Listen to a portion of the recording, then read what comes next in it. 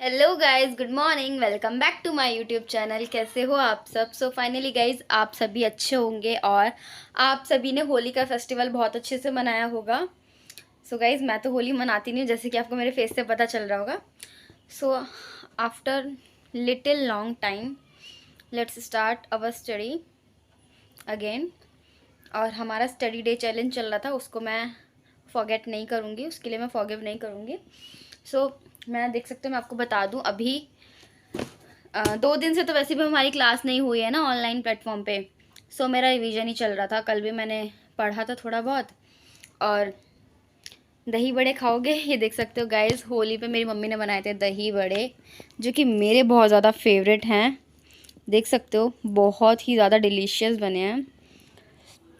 I love it, मुझे बहुत पसंद है ये।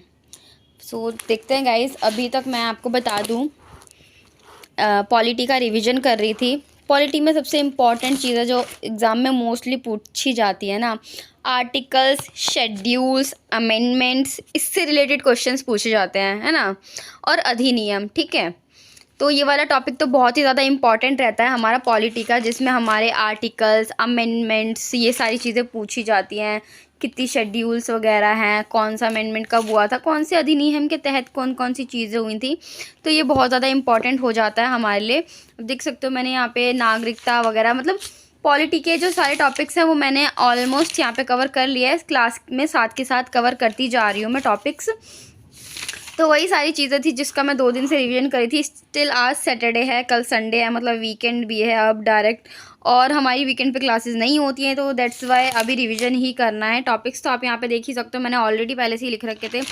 वही कॉन्स्टिट्यूशन का निर्माण, है ना, संविधान कैसे लागू हुआ, क्या क्या चीज़ें होती हैं उसमें ना। तो ये सारी चीज़ें, प्रियम्बल देख सकते हो।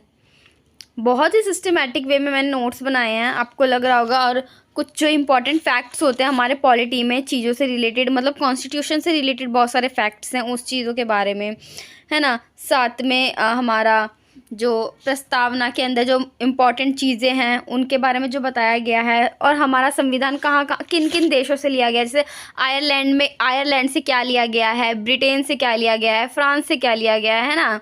तो ये सारी चीज़ें कि हर जगह से हमारे संविधान को बनने में इतना ज़्यादा टाइम क्यों लगा। हमारे संविधान को बनने में इतना ज़्यादा टाइम इसीलिए लगा ना, बिकॉज हम लोगों ने पहले और कॉन्स्टिट्यूशन के बारे में स्टडी किया, उसको जाना, है ना। तो जहाँ से हमें जो चीज़ इंपॉर्टेंट लगी तो हमने उन चीज़ों को टेक अवे कर लिया, है ना, ले लिया वहाँ से।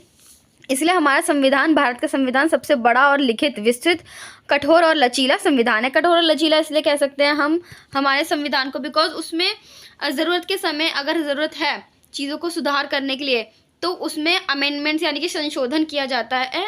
संशोधन के द्वारा चीज़ों में बदलाव किया जाता है, कानूनों में, नियमों में, ठीक है। और कठोर इसलिए कहता है कि इतनी आसानी से बदलाव नहीं कर सकते। और लचीला इसलिए कि बदलाव करने पे करा भी जाता है, ठीक। तो ये सारी चीज़ें हैं। बाकी आपको पता ही है, लंबा हमारा इतना संविधान, विस्तृत संविधान हमारा इतना क्यों है। बहुत सारी स्टडीज़ के बाद, इतनी सारी बैठकों के बाद, है ना, बहुत सारे लोगों की राय के बाद हमारा संविधान बना है।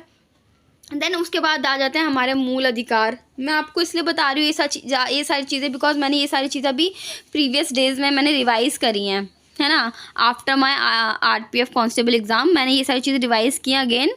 ये देख सकते हो हमारे फंडामेंटल राइट्स, ठीक है। अब यहाँ पे मैंने लिख रखा है ना, फ्रांस से हमने क्या क्या चीज़ें ली हैं, अमेरिका है, फ्रांस, भारत, ये देख। गाइस आगे बढ़ते हैं, चलो। बाकी मैं आपको बता दूँ रीजनिंग का तो क्या सिस्टम है।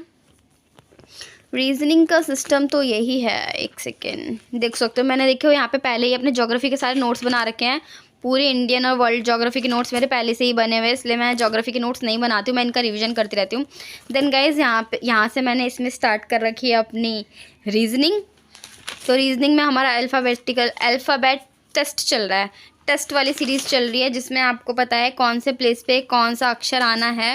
ये देख सकते हो, अंग्रेजी वर्णमाला के अनुसार। आप लोग अगर क्लास ले रहे होगे तो आपको काफ़ी अच्छे से पता होगा। ये देखो अल्फ़ाबेट टेस्ट चल रहा है। ये वाला टॉपिक आसान है, बट वही है, प्रैक्टिस चाहिए। प्रैक्टिस मेक्स, गाइज वो आपने सुना होगा ना, practice makes a man perfect. तो वो सारी चीज़ें चाहिए।